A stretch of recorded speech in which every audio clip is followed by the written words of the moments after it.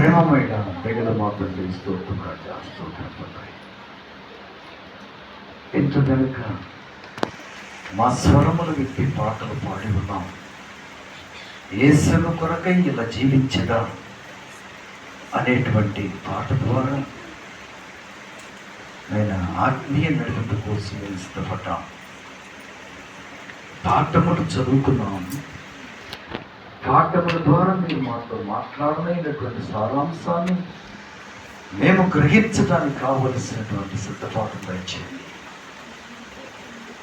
నేను సందేహపడుతున్నామేమో, ఈ దేవుడు ఉన్నాడా లేడా, ఉంటే ఉంటే ఉంటే అనే ఒక సందేహం. ఈ సందేహంలో నుంచి మేము బయటపడటానికి ఎడతెక్క ప్రార్థన చేస్తూ కృతజ్ఞత కలిగి మీ వైపు మేము చూస్తూ ఉన్నాం. మేము ఎప్పుడైతే ప్రార్థన చేస్తూ ఉంటామో, మేము ఎప్పుడైతే కన్నీరు కారుస్తూ ఉంటామో, మా దేవుడు మా మొర ఆలకిస్తాడు, మౌనముగా ఉండక మాకు జవాబు దయచేస్తాడనేటువంటి దృఢ నిశ్చయంతో ముందుకు వెళ్తున్నాం.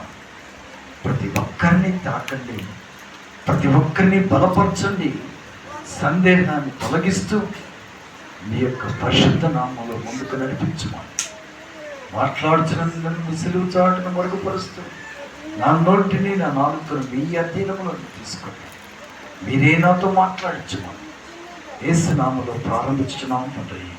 ఆమేన్.